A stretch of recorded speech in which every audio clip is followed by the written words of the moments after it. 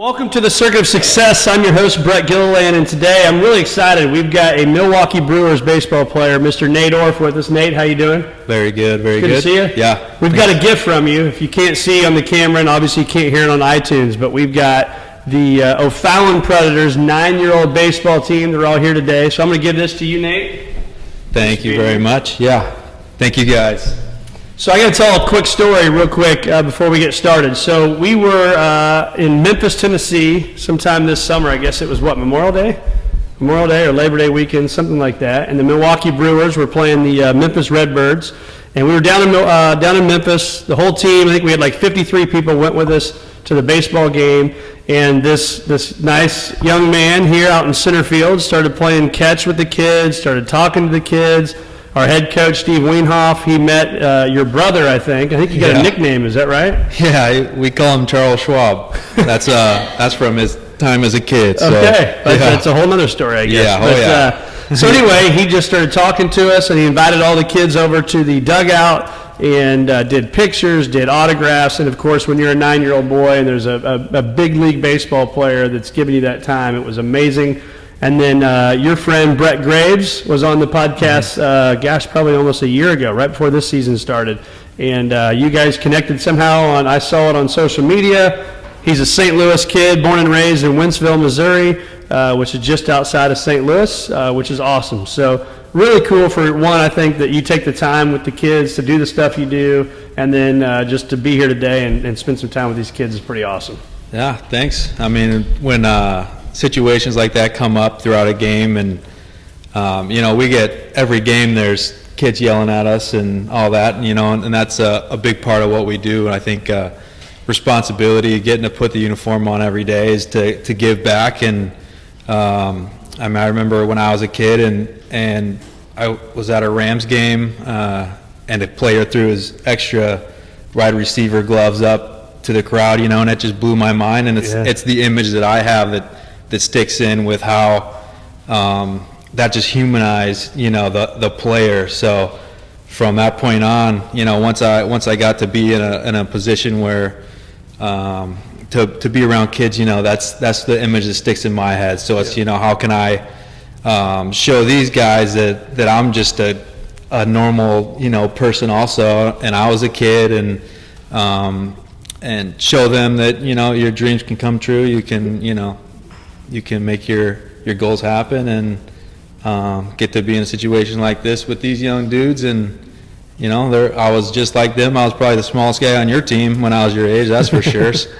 But yeah, it's an honor to get to put the uniform on and communicate with guys like this all the time. So talk to us about your upbringing. So you grew up in a town, Wentzville, Missouri, so just like O'Fallon, Illinois, a lot of similarities between the two towns.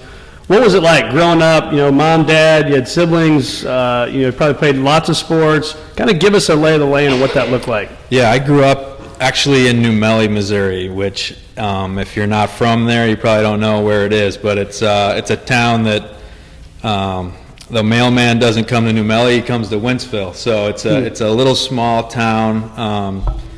There wasn't much there. I believe there was one intersection with a couple stop signs, that kind of town, just outside of Wentzville. But very fortunate childhood, grew up on 8 acres with mom, dad, 2 older brothers to kind of show me the ropes, and one little sister. But man, the childhood was a lot of playing with the neighbors, playing wiffle ball, football, snow football. That's one of the best things as a kid, I think, and run around the woods, doing some hunting and all that stuff. So kind of the small town feel to my childhood, I would say.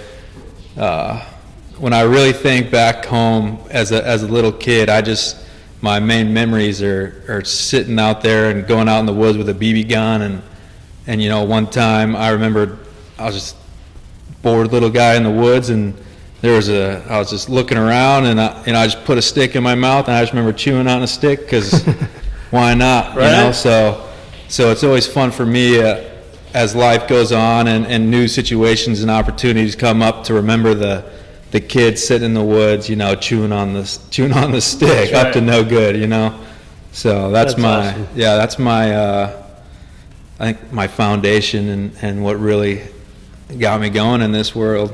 So you were, at what point did you get real serious about baseball? I'm assuming you grew up, played t-ball and soccer and maybe all that stuff you kind of do in these towns. But Yeah. what was it like when you got serious and you knew, man, maybe I am a little different than most baseball players? Yeah, I think my journey is a little different than most guys that I'm around, because I didn't play real travel ball or real intense baseball till about my junior year in high school.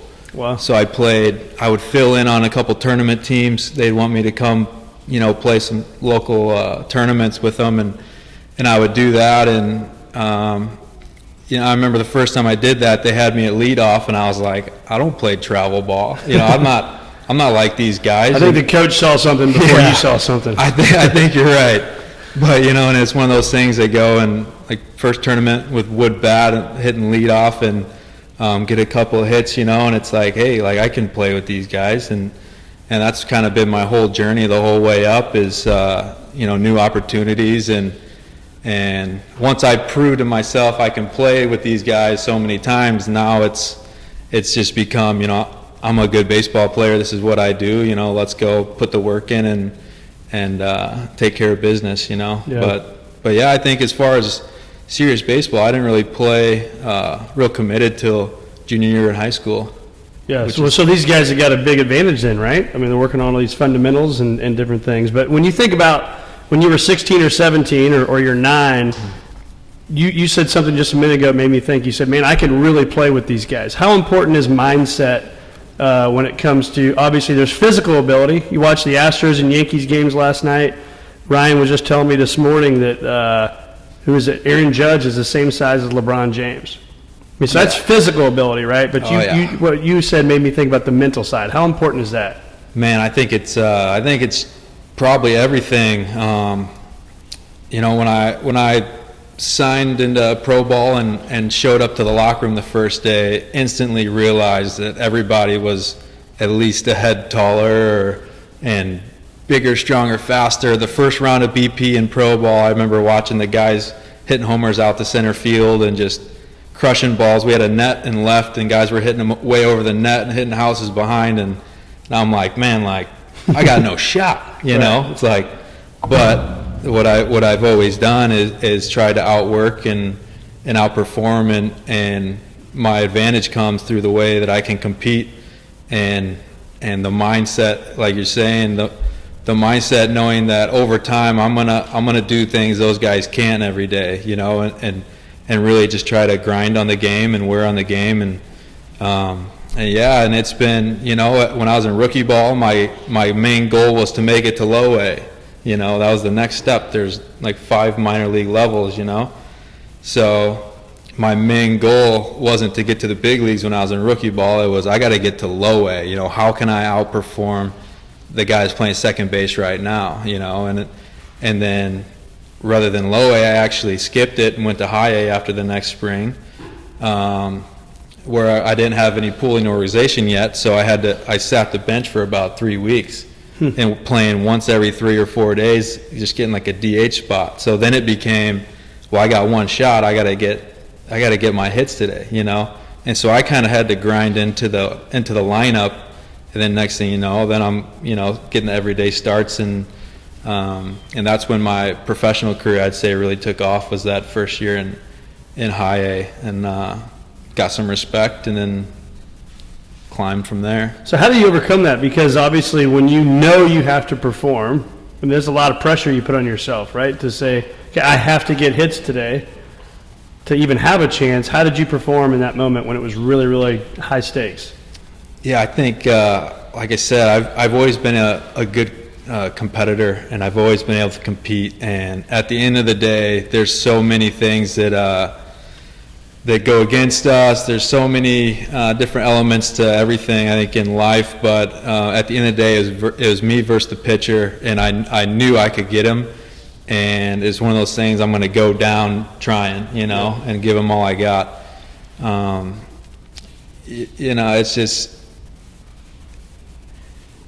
It's just a fight. It really is. I think everything's a fight, and I think at the end of the day, at that time for me, it was like I didn't have another option. Yep. I didn't have I had a college degree, but I didn't enjoy school. I didn't want to do anything except baseball. So I either beat that pitcher time and time again, or I go do something else. And I had a great upbringing and all that, like we talked about earlier. But my dad owns a concrete business, and my brother works for my dad and all that. So for me, my plan was, I'm either going to make it in baseball, or I'll go back home and might be doing concrete work, which I have all the respect in the world for, because I spent just enough time to know how hard it is. Right. So for me, it came down, it was my only option. It was, I either get the job done, or to me, I fail and go really grind out the real life.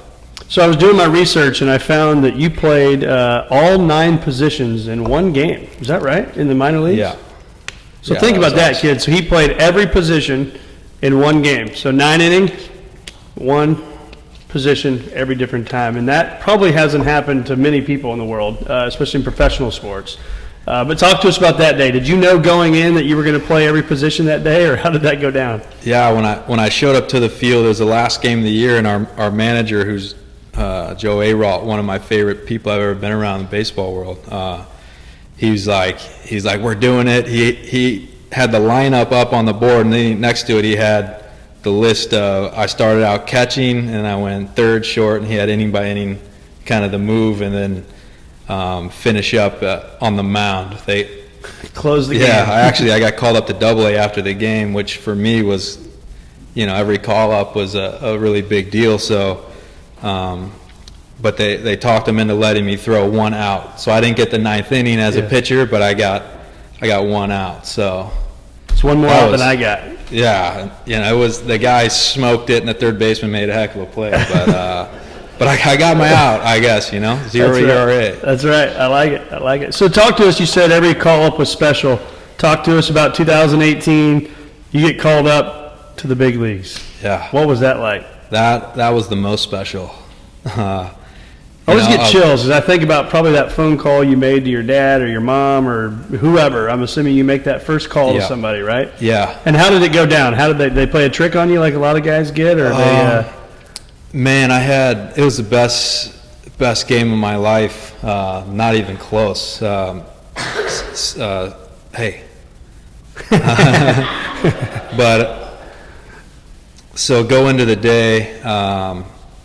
National anthem's always my time for prayer. That's when I pray pretty much the same prayer every day there, and it's that time before the game, and just kind of time to just be thankful and remember that it's a privilege and how lucky I am to get to play the game that day, and that day I prayed that something special happened, I've played the last 2 years. I played about 400 games, and that day prayed something special happened, and went out and hit 2 homers, a double, had a swinging bunt for my last hit, for my 4th hit, and then go in the locker room after the game, and Skip says, Nate Orf, you're going to the big leagues. And to have all the guys there in that moment, just made it even more special. They all went nuts, shook up some beers and sprayed me down with beer, but yeah, just to get to do it with all the guys. But, in that moment, man, the world just stopped for me, and it was... you thought about your whole life. Yeah. I'm sure the kids didn't, but I'm sure the dads and moms back here. I got cold chills. Did you guys get cold chills? Yeah, to get that call. Did you get cold chills? Right. Oh, man, that gets me, right. When I really think about it, it gets me right in that throat real good every time. But so you, after the celebration with your players and your teammates and coaches and everybody, what was the first phone call? Call my mom. She deserved it. They were there the whole time, and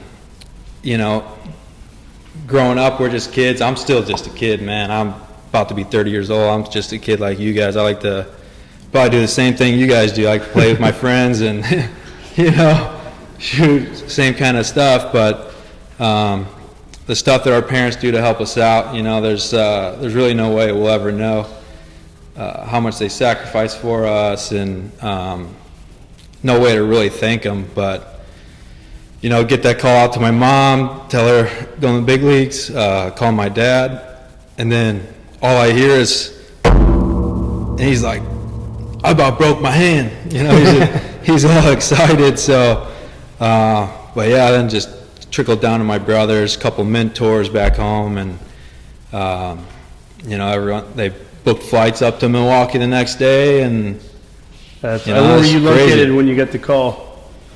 Austin, Texas. So you got to go from Austin to Milwaukee. You got a normal Yeah. plane ride, I take it, right? Or do you take a Yeah, normal first class though. normal so, first? Yeah. Slept about an hour that night.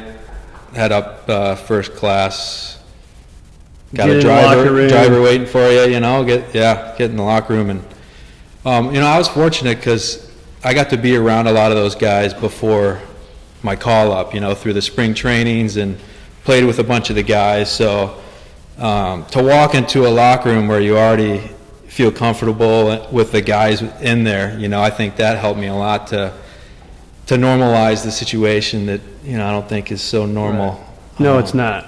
Yeah. I mean, people pay to go on tours of locker rooms, right? Now, here you are, this young man walking into this thing. Was there any moments where you were like, had to pinch yourself or to think like, oh my gosh, like I'm literally in here with like an MVP candidate. I mean, all these things, and any of those moments? Not really. You know, I saw it for so long that I was ready. You know. So I'm going to interrupt him right there for you kids. So think about that for a second, right? When you think about your life and your goals and the aspirations you have in your life, you have to think about those things before they become true. And I know it's a lot for a 9-year-old to really understand that, but what he just said, or a 12-year-old, if you like Drew sitting here, and Claire and Cora and all these other kids sitting in here, but you got to think that way, right? So you saw yourself there before you actually were there. So what was that like for you? What was that process of visualization like? Man, you know, I had been around some really good sports psychologists throughout the day. Got to work with Ken Ravizza in my first school in Chicago. Brian Kane's a big sports psych guy. Got to work with him at Baylor, and ever since got to pro ball, I started doing a lot of reading and you know, Navy SEAL stuff. They're some of my favorite people to read about because the detail work of their training, their mindset, just, you know, all the stuff that they put themselves through to give themselves the best chance to succeed, because failure for them means a whole different thing than a bad game, you know. So I'm like, why not try to learn from these guys and pick up some details that can help with how they handle their business. And but yeah, I think it's the visualization. The more I learn about it and the more I do it, it's the more realistic you can make the image in your head. You know, the sights, the sounds, the smells, the more intense you can make that visualization process, the easier it's going to be when you get there. And the strength guy I'm working with right now, he actually said it like this the other day, and it kind of blew my mind. But he's like, there's two paths, and this is talking about getting back to the big leagues, trying to have a nice, you know, long career these next few years, have a big year this year. He said there's two paths, both of them have already happened. One goes the way you want it to go, and the other goes like the way you don't want it to go, right? So he's like, let's just envision the one that is exactly how you want it to go, and then every step we're going to try to take to get to that exact point. Yep. You know, and I think it kind of takes the question out of, you know, do I want to eat the right food today, or do I want to eat the one that tastes better, you know? And it's like, well, if I eat the right food, I'm going on this road that is where I want to be, that's going to give me the best chance to succeed this year coming up, you know? Right. So it kind of takes some of the question out of the situation, because it's like, this is the way I want to go, this is how I'm going to get there, and this is how I'm going to do it. And then, you know, next time I get the call, you know, it's going to be same situation, I'm ready. You know, right. I saw it happen, this is what I'm going to do, and here I am again. You know, rock. That's awesome. So how do you define success in your life? Oof. I don't know. I mean, I think, to me, that's not for me to like decide if success or failure. Yeah. I think the world will kind of say it for you, and then at the same time, I don't really care what the world necessarily has to say about it. So I think success is like, to me, is kind of far off thing. I think if I look at the end of the day, am I successful? I think at the end of the day, I think if I'm happy, and I'm making the world a better place, then, right. I think I did my job. Yep. And I guess that could be considered success. And I think it's time, too. I mean, I think about, I got 4 boys, and 2 of which are here today, and, I think about success, however you want to coin that, but it is around time with family and friends and the things that you get to do, right? I think when you're really young, you think of success as something else, but I think as you get older, you think of it in a different route. So talk to us about fears. I think we all, as people, kids, adults, whatever it may be, we put fears in our minds. How many of those minds those fears have actually blown up to the magnitude you put them in your mind to be? Yeah, I think fear is incredible. I mean, I don't know how deep you want to go on that, but, I think as human beings, I think we're made to survive some pretty crazy environments. I like to think back in like the caveman days, fears put into our mind and our physiology to keep us alive, to keep us alive through threats. So I think it's important to realize, especially for, young guys like you guys, is fear is totally normal. Everyone has the thoughts of fear. That's just a part of it. And the more I'm around more advanced players, more elite players, the best players in the world, everyone has fear. It's just some guys are able to catch the fear, notice what it is, and switch it, use that energy in a positive manner, channel it, and have a good output, I guess, and control it, and like I said, just channel it and use it as an energy, because it's something that I've used over time, especially when I got the pro balls when I first started playing infield. So I was a catcher before that, had some elbow surgeries, all that. So I got the pro ball playing with guys like Orlando Arcia, who's Milwaukee Brewers shortstop. My first year's playing second base. I'm playing next to a big league shortstop. Right. And so, I played in a state of fear on defense, fear of making an error, because watching a guy like that when he's about 18 years old is pretty incredible what some of these guys can do. So, what I noticed is I could start channeling it, and that's how I really learned was, don't make an error. We all have these thoughts. The thought of don't make an error would come into my mind, and I go, all right, let's go. Like, I'm going to make a play right here. Like, hit it anywhere, I got it. And it's being able to catch that thought of fear of making an error, because I didn't want to, I didn't want to look bad, but I also, if I couldn't play defense, I wasn't going to play. And there's no shot I'd ever make it to the big leagues. You can't play defense. So it's taking that fear and switching it into an aggressive, confident mindset. But for me, the fear, it helps me stay locked in, and that's just, I think, something that advanced players do, and I'm sure in all industries there's a bit of fear there. Absolutely. I think it's important because most of the fears, though, we put in our mind don't actually play out, right? Like you think, this ball's going to go right between my legs, I'm going to look like a fool in front of all these people.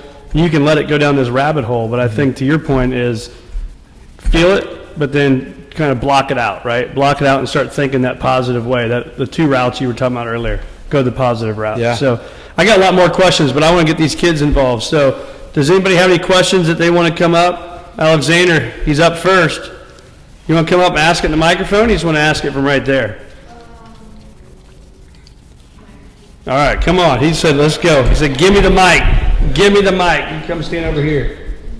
We'll get this thing turned around. All right, talk loudly into that microphone for Nate. What would you do if you didn't play baseball? Oof, that's a good question. But I was just up at the farm hunting this weekend, and that really got me going. So I think maybe a professional outdoorsman deer hunter.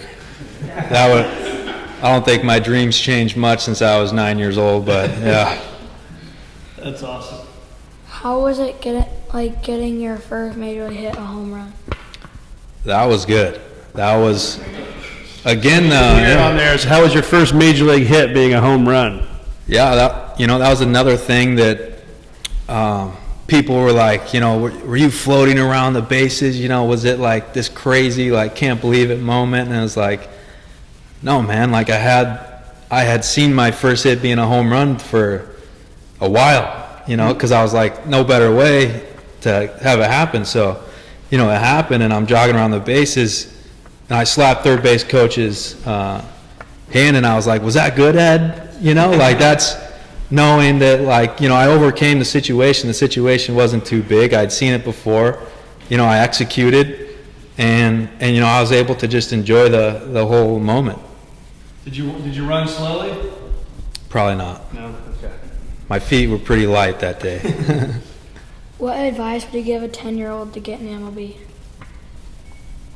Man, I think a couple of things we talked about today, like everyone's going to have the fear. The fear, that's a normal response to a lot of situations, but knowing that it's up to you to overcome it, and I think confidence is key in baseball, probably in all aspects of life, but I think confidence is the biggest thing, and what I've found over time is the best way to be confident in what I'm doing is to put a crazy amount of work and effort and time and visualization into that, and to set those small goals and be confident you can do it. And for me, it was always, I got to outwork everybody else. What's everybody else look like? All right, well, I'm not as talented as them, so I need to outwork them, right? And so I think being really aware of yourself, who you are, looking around and being like, what, I think this guy might be better than me now, but I'm going to go home and do some extra, I'm going to throw some more balls off the wall and work on my hand-eye or take a few extra swings, whatever it is. I think you can find a way to make your goals and dreams come true. It's just putting the time and effort in, and I don't know about you, but I don't think it's ever the easy way. No. I don't think so. Never. Thanks, Alexander. All right, Drew. He's not on the baseball team, but Have you always liked baseball? Oh yeah. I think I played on my older brother's team when I was 3.5. That's when I started playing some ball, but yeah, which I'm sure some of you guys are in the same boat. You just grew up around the field and playing ball. And I know you don't even like baseball, but yeah, I'm might after today. Yeah, just grew up doing it. Love it. Who's up? Wyatt. Wyatt's coming on up. Number 8, Wyatt Gula. Ocho. So, what was your favorite moment in your baseball career? Great question. That is a great question. But I think it was just the moment that I heard my name called up to the big leagues, because you're never guaranteed that success, or you're never guaranteed the call. It's a true honor, and just to be in that moment where it happened and going, yes, all the sacrifices, all the extra work paid off, and in that moment it was confirmation that I had made the right decisions in those sacrifices, and giving up all the time with family and all that stuff. In that moment it was worth it. So yeah, That's awesome. Good job, Wyatt. Who's up next? Hudson, come on up. Oh, Hudson's okay. What's your question? What sport would you play if you didn't play baseball? this might be my favorite question because I love hockey. Oh, we got some hockey players in the room here. There we go. Go Blues. No, I fell in love with hockey in high school, actually, because one of my friend's brothers was a pretty advanced player, and went to a game and there was a fight, and started going to Blues games, and Cam Jansen was playing, if you guys know who that is at all. But let me tell you, you guys are used to the Blues being Stanley Cup champions. When I first started going to the games for $11 and they were losing 3 or 4 to 1 every time, I would go to the game and just wait for number 55 to hit the ice, because I was Cam Jansen, and he was rough and tough and fly around and throw his body around, and that was I fell in love with hockey, and I'm still don't miss many games, but yeah, I'd be a hockey guy, I think. Asher, you have a question, it looks like? You want to come up and ask it? Yeah. Do you like soccer? My 5-year-old Asher asked. That's another great question. It's a big question for a 5-year-old. I'm telling you, I think I'm a lot like you guys, because you put a ball in front of me, I'm going to have a good time. So, and you're going to compete. Yeah, I love soccer, man. In college, I had some soccer friends that I would go, just kick around with them and run around, and still to this day, out on the ball field, I'm kicking a baseball around like soccer and juggling the ball around, and you like soccer, yeah? You like I forgot football? Asher was here. I said I had 2 of my kids here. I didn't realize I had a 3rd one back there. You got as many kids as I have, you forget. Right, exactly. Sorry, Asher. That's funny. Who else? I saw some hands over here. Come on up, Liam, or you can stay there, whatever you want to do. Who was your favorite baseball player when you were a kid?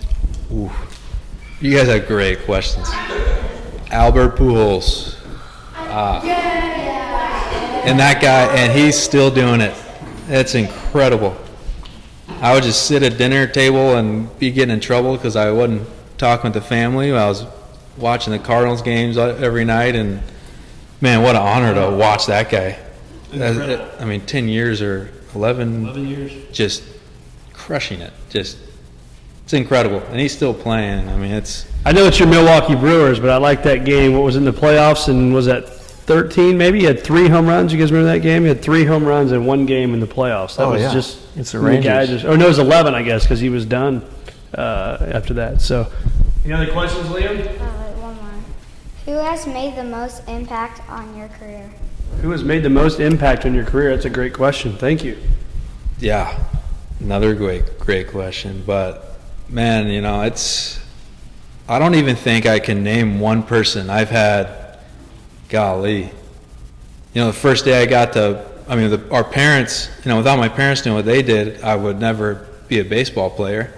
The sacrifices they made, and making sure I had the equipment, the ride to every practice game ever. The parents always get the first, the first shout, I guess, and then, but the number of coaches, just Rick Strickland, the St. Louis guy, St. Louis Pirates. That was the first organization I played with, travel ball. But he's a guy that the first guy I had an honest conversation with. Like, do you think you can, or can I play college ball? And he was like, yeah, you can. This is how it's going to work. And man, there's too many. I mean, I think, and the way I still like to approach things is, I think everybody has something for you that can help you to become a better person, a better player. Even if you don't necessarily like what they have to say, or like how they talk or whatever, there's still some stuff that you can learn from everybody, is my belief. So I think, man, everybody that I've been around has touched me in some way that helped shape me to who I am today. Awesome. Good questions. Logan. Why don't you play for the Cardinals? Man, Why don't you play for the Cardinals, they said. they don't want me, No, they're a great organization. Unfortunately, it's not his choice right now. Yeah. We'll see. I'm a free agent this year, so going into the next year, I might be with a new club, and maybe I will be. Who knows? If you know anybody, Logan, make some calls. We'll get him on the Cardinals, all right? Yeah. Awesome. Good question. Who's up? Carrick, did you have your hand up? No? Jake.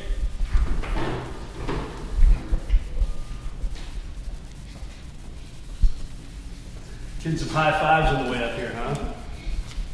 Who was your first major league hit against? Jose Barrios, who he's an all-star that year, probably this year too, but I got to play him in Double-A a couple times, and so I think anytime you see a guy that you faced in the past, it helps you with preparation and all that stuff, so I got a good one. Yes, you did. That's awesome. Do you have another many home runs have you hit? In my life, ooh, I have one in the big leagues. This year I hit 11, and besides that, I have no idea. It's a long list, but not nearly as long as I wish it was. Always hit more, right? Oh yeah. Foster, come on up. What sports did you play when you were a kid? Yeah, I grew up playing baseball from every first moment I can remember as a kid. Played soccer. Mom didn't let me play football till high school, but I did, and that was awesome. That was a great sport. Played some hockey growing up. Played some basketball growing up. You know, played everything. I'm telling you, I'm a lot like you guys. You put a ball or a puck in front of me, I'm going to have a good time. Really pretty competitive, aren't you? Yeah. Carter, come on up. Yeah, playing cards with my family and sister and mom isn't as fun for me. Right. What other sports would you play if you didn't play baseball? Yeah, you know, I think I think I'd be a hockey dude. I think I'd be a hockey player. Play hockey. We have it. Yeah. Yeah. Oh, you he's don't not like that backing one. Indy, you got a question? All right, come on up.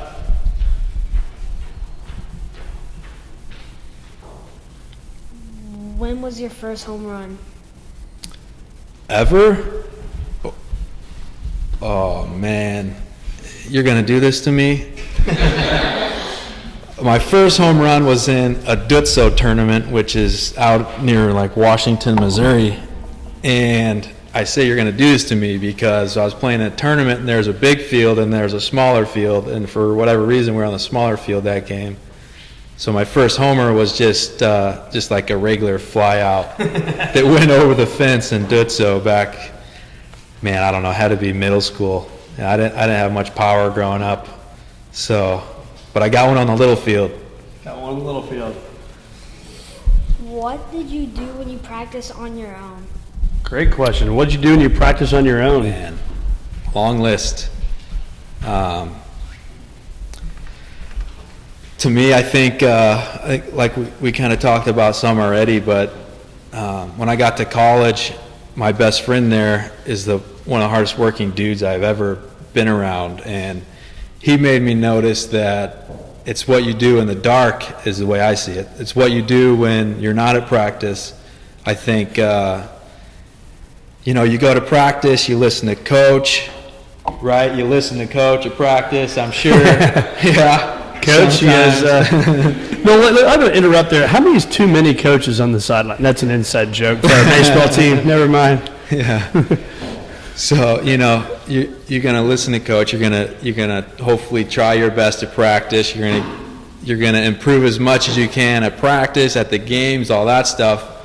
For me, it's what you do in the dark, meaning it's what you do when there's no one there watching. You know, it's all the extra hours in the gym, in the cages, the extra ground balls. You know, after my first year in rookie ball, I was way behind. I was just learning infield, playing against guys that were shortstops their whole life. You know, so the season ended. Most guys go home and see their families, and you know, the year's over, right? So, but I'm like, I can't do that. So I went straight back to Baylor and started working in with them at practice, and you know, a couple times a day going up to the cage and having balls just spit out the machine, you know, one after the other, just making picks and getting used to having a glove on my hand and picking ground balls, you know, and and that's the kind of stuff that for me, when I say, you know, sacrifice, you know, a lot of stuff to get there, you know, those are some of the moments, you know, it's the extra month without the family, and and the nights, you know, lonely nights in the cage all by myself, trying to master my craft. But for me, it's, you know, it's what you do in the dark when no one's looking. You know, that's where you find out what you're all about. That's good stuff right there. Kanan, come on up. I'll get you in a minute, Asher. He's got another question. How many days did you practice with the Milwaukee Brewers a year? Well, So last year, on New Year's, I went down to Arizona and started training, but I'd already been training. I played in the Dominican last winter, so a season ended. I took 1 week off, started training for baseball, went to the Dominican Republic for winter ball, came home, took 2 weeks off, started training again, trained up through New Year's. I went to Arizona, just full training for spring training.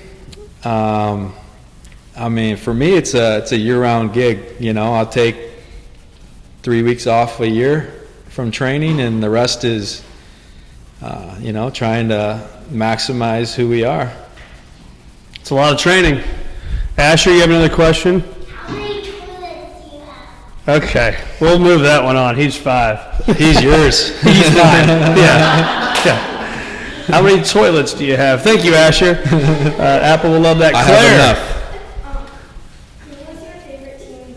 who was your favorite team growing up? Yeah, St. Louis Cardinals. You guys know Yeah. about that.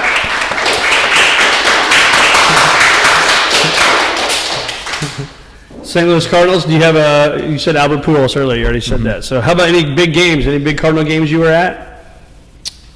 I went to one playoff game back when I was a kid and against the Braves, and John Rocker was the closer for the Braves. John and- Rocker, yeah.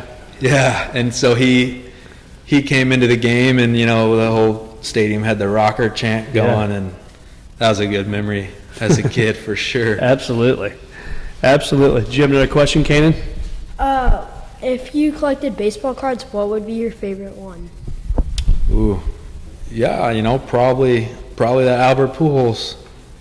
I've never been big on collecting cards and signatures and stuff. I don't know why. I just never really have been. I like to watch and do more than just I like it. the collection. Yeah.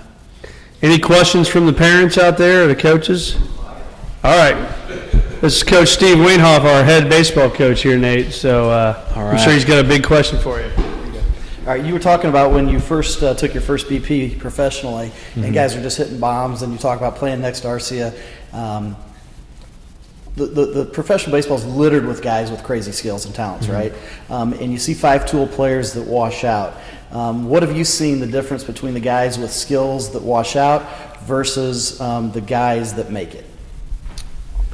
Yeah, I mean, I think as the higher and higher you go up, the closer and closer the skill level is. You know, the gap closes down drastically, and unless you're a guy like a Yelich, you know, and some of these Mike Trouts and Albert, and the best in the game can do things that pretty much nobody else can, you know, and that's why they are so much better year after year.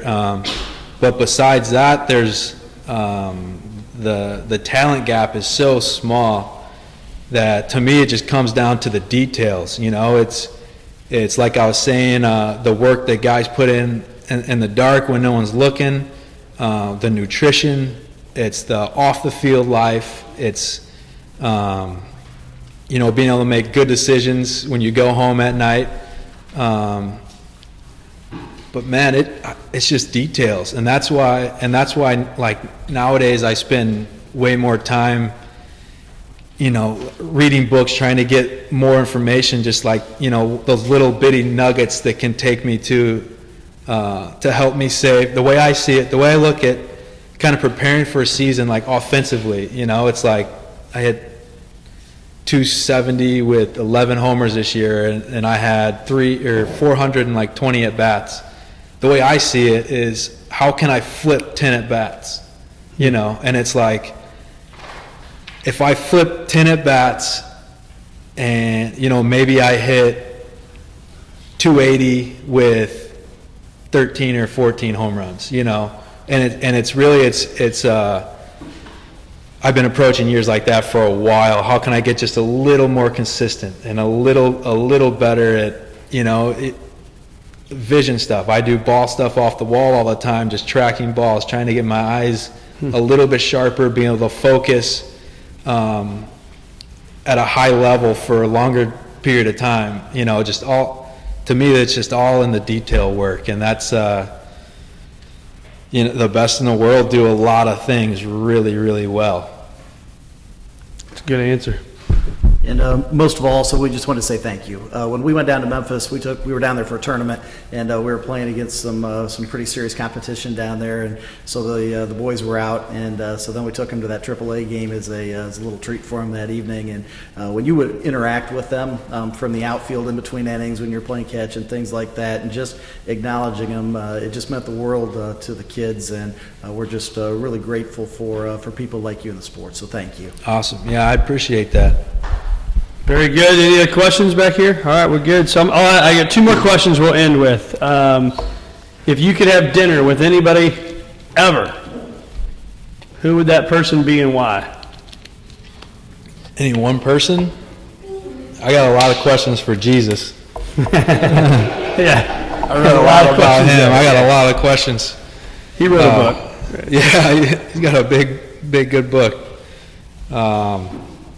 Yeah, I think that's my easy answer. Yep. Man,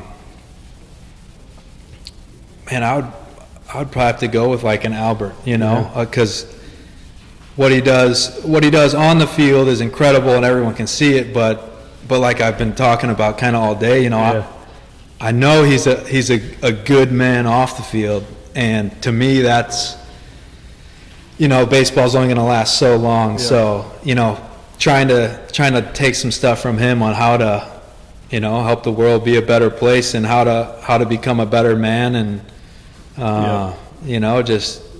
that'd be a good You've done some incredible work with the Pujols Foundation. Yeah, I saw that. Yeah. So last question: if you could give these 9 and 10 and 12 and 13-year-olds, maybe 5-year-olds, 6-year-olds, all these people in here, if you could give them some advice, looking back on your life, what advice would you give these guys?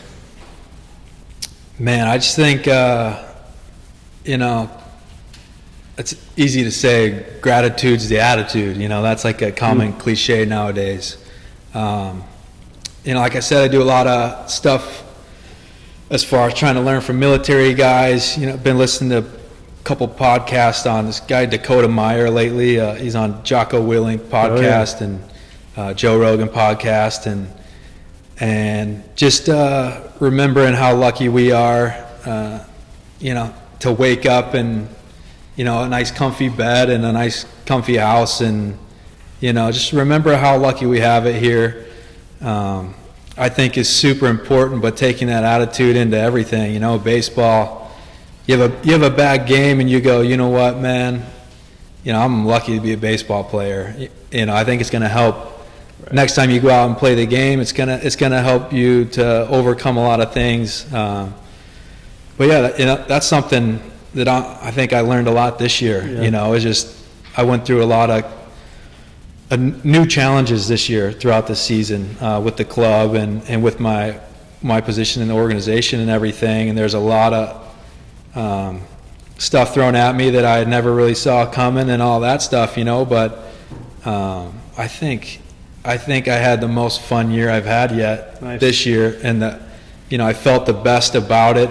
Day in and day out, I think it was the healthiest mentally for me and all that, and it really was, because man, I was lucky. I'm lucky to be a ball player. I'm lucky to go out there and hang out with guys like you every night, and just do my thing. And I think remembering how good we got it, I think that's a good approach. Very blessed. Yeah. I lied. I got one more question. So let's assume, not that this ever happens, but it happens all the time, because a Major League Baseball player, if you get a hit 3 out of 10 times, you're going to be a pretty darn good baseball player, right? So how about the time when you strike out and that walk from home plate to the dugout? What should you be doing? Because we all see it as parents, right? As coaches, I coach my oldest son. And it's like they think they should get a home run every single time. But what do you, as a professional baseball player, when you strike out, how important is that walk from the plate back to the dugout? Yeah, it's huge, and it's all about learning. And I think for me as a baseball player, what I decided when I first signed pro was I'm going to try to maximize my ability, maximize my person, maximize my player. I'm Nate Orf. I got one life, right? I'm going to try to maximize it. So, and that goes into a lot of the stuff I do in the off seasons, a lot of the kind of the approach and training I take. But I'm going to try to maximize my player. So that being said, all I can do every day is just get a little bit better, right? So all I can really control is just to learn a little bit every day, right? And I decided early on in pro ball that if I didn't make it to the big leagues, you know, that was the way that it was going to shake out for me. But I decided that I'm going to try to maximize my ability, and I'm still trying to do that, you know. And the day that I feel like I've maximized it, I'm done. I promise you that much. Yeah.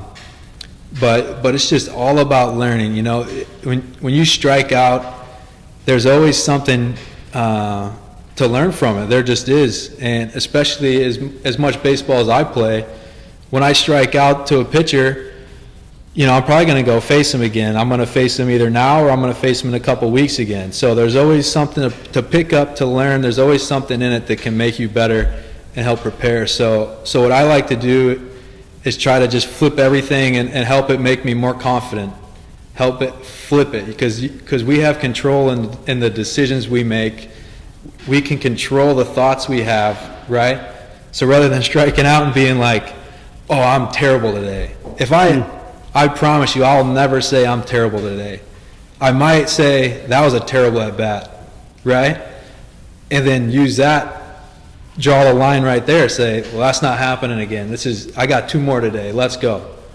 You know, and I might go strike out 2 more times, but I refuse to play a game, you know, and not expecting to have a great day. I refuse to.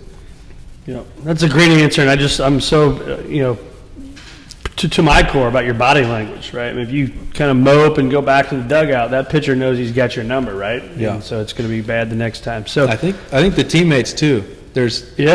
Baseball is a crazy sport because it's so individual, but your team matters more. The team winning that day matters more than anything else. So if you strike out 4 times and your team wins, hey, I'll take that day. That's way better than striking out 4 times and the team losing. Promise you that much. That's a good point. You know, I think anything you can do to help the team win, and if you strike out and can go up, and you know, I don't know how you guys communicate, but if I strike out but I saw something on the 2-seam that was different than the pitcher's chart said, you know, then I'll go tell the next guy, hey man, his ball's sinking more than we thought, you know, and that's what it's all about. We play to win, man. You got to play to win. Amen. So one of our listeners, and I'm sure these kids, well, they're not old enough. Some of them may have social media, but where do our listeners find more of Nate Orf? Are you a social media guy? I'm on there. I post a little bit. This time of year, it's about to be more hunting and all that kind of stuff, you know, but I throw some training stuff and all that out there. But, Instagram, I think, is just Nathan Orf 4, I believe. Okay. We can search for you on there. They'll find you. Well, man, it's been a complete honor for me to have you here. I know for our coaches and our families, we're so thankful that you would even think about spending the time with these kids today. Hopefully they got one nugget, like you said, and I know I see a lot of bats and baseballs here. They're wanting autographs. So if you got some time. But, man, thanks a lot for being here. We appreciate it. Yeah, thanks for having me.